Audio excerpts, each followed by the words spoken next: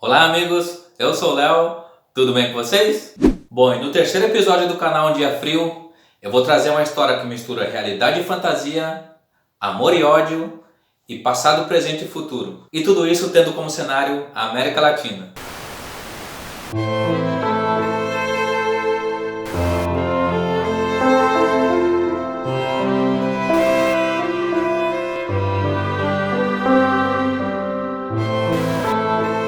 Eu estou falando desse livro aqui, chamado A Casa dos Espíritos, que é o primeiro romance escrito pela chilena Isabel Allende, e que vai contar a história de algumas gerações de mulheres da família Del Valle. Nívia Del Valle é casada com o advogado Severo Del Valle, e com ele tem muitos filhos, entre eles Clara, a caçula, e a jovem Rosa. Clara é uma menina diferente, porque ela tem poderes paranormais, entre eles o de levitar objetos, o de conversar com os espíritos. Ela também consegue prever o futuro. E Rosa é uma criatura de uma beleza impressionante, mesmo celestial, só que no entanto ela está ali entretida só nos seus romances. Quando então o jovem e pobre Esteban Trueba vê Rosa pela primeira vez, ele decide que vai cortejar a moça, porque na cabeça dele ela é a única moça que é capaz de ter seu amor. Os pais autorizam ele, porque até então ele é o único homem que tem a coragem de firmar compromisso com ela, porque até então todo mundo fica abismado com a beleza dela, só que ninguém tem a coragem de firmar o compromisso com medo dos olhares dos outros homens ao longo da vida.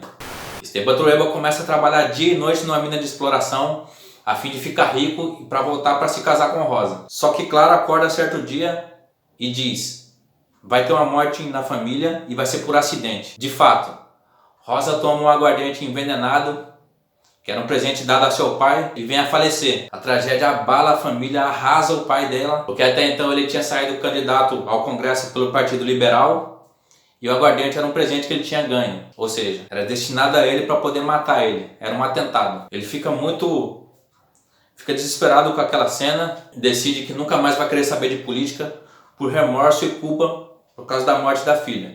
Quando Esteban Trueba fica sabendo da morte de Rosa, ele volta desesperado, amaldiçoa ela, amaldiçoa a morte porque a morte tirou ela antes dele, que ele não consegue ter ela nos seus braços. E o principal sentimento que ele tem é o de frustração, porque ele não chega a tempo de realizar o casório. Ele decide que não vai voltar para a mina de exploração e vai voltar para uma propriedade abandonada pela família muitos anos antes.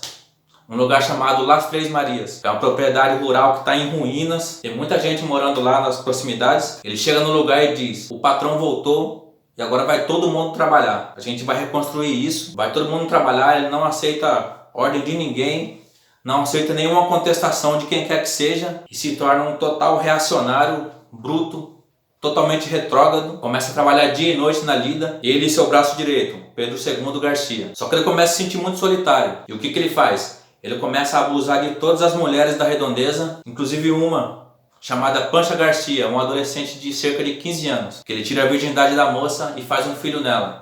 Ele recebe uma mensagem de sua irmã Férula dizendo que a mãe dele está para morrer. Ele volta às pressas para a capital e a mãe dele diz: eu estou morrendo, mas você precisa arrumar uma mulher decente, se casar com ela. E onde que ele vai procurar essa moça? Justamente na família Del Valle. Ele chega nos pais de Rosa e Clara e pergunta: tem alguma moça sobrando para se casar comigo? E quem justamente que está sobrando?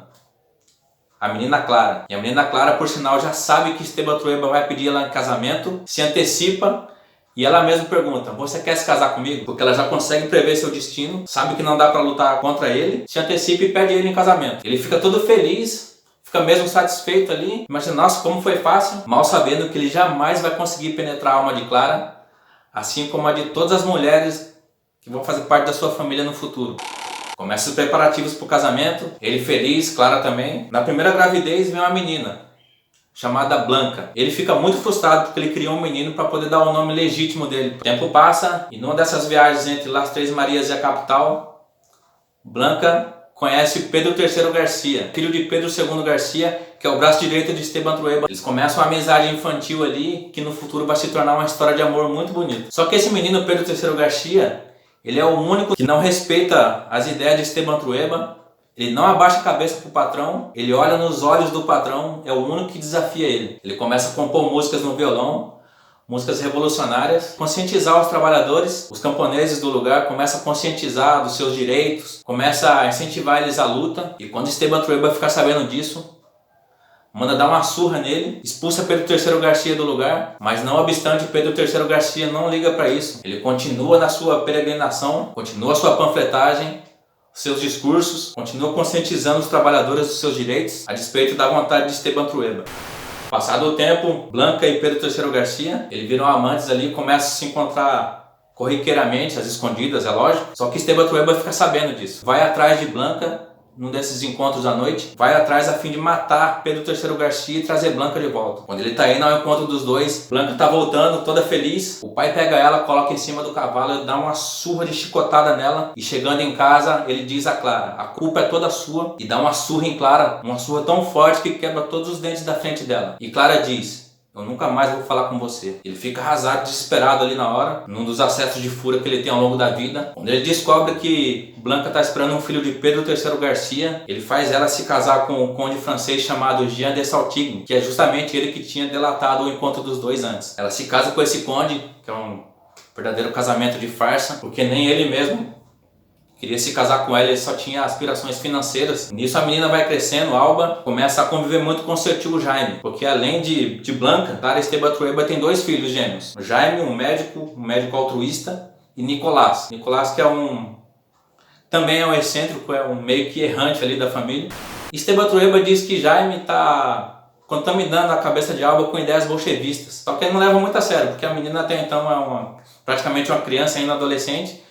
Ele não leva muito a sério isso. Só que acontece um fato ali que também vai determinar o futuro de todos da família e até do país. O Esteban Trueba é um senador muito importante, muito poderoso do Partido Conservador. Ele nunca acredita que os socialistas vão chegar ao poder. Só que naquelas eleições presidenciais, os socialistas ganham. Esteban Trueba fica muito frustrado, fica nervoso e irado. Ele é um dos primeiros a falar em público que é necessário um golpe militar para poder voltar o país ao eixo. Nisso então ele já tem declarado sua inimiga, sua neta Alba, porque ela também vai ingressar no movimento estudantil e vai abalar para sempre a relação entre os dois. E a partir desse momento que a gente vai ver como vai ficar a relação neta e avô, já que Alba é a única pessoa da família que o Esteban Trueba ainda tem um certo afeto ali, se é que pode se chamar assim, e a neta também tem um certo afeto com o avô, apesar do seu extremismo. E é muito irônico isso, porque a única pessoa que Esteban Trueba tem um certo afeto é justamente a filha do seu pior inimigo, Pedro III Garcia, o revolucionário que ele tanto detesta. A partir disso, o golpe militar que Esteban Trueba tem incentivado, que foi o primeiro a incentivar, entra em curso. Eles decretam o golpe militar, destitui o presidente morre durante o golpe militar e vai dar início a uma ditadura sangrenta aí no futuro. Os personagens da história também vão participar disso, no que mistura a ficção com a realidade ali. Aí vai aparecer cenas terríveis de torturas, de assassinatos, que vão marcar os regimes totalitários da segunda metade do século XX na América Latina. E a gente vai ver o reencontro peculiar de Pedro III Garcia com Esteban Trueba, vai ver o desenrolar de Blanca e Pedro III Garcia, vai reservar muitas surpresas, mas de fato, agora parece que entra outra história em curso. Começa a entrar a história da ditadura militar chilena, porque Isabel Allende não chega a citar que é o Chile o lugar, nem a época, mas claro que dá a entender perfeitamente que se trata do Chile.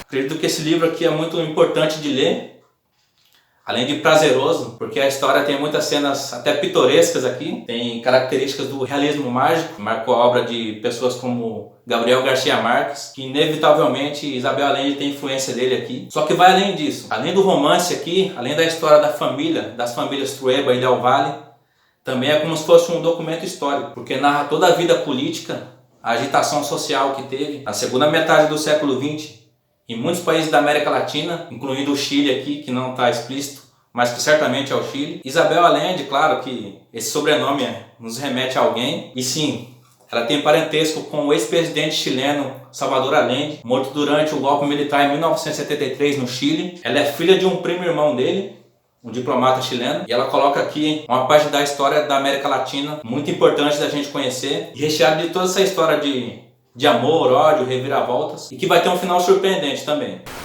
Se você gostou desse vídeo, compartilhe com seus amigos, se inscreva no canal também se possível. Forte abraço e cuidem-se!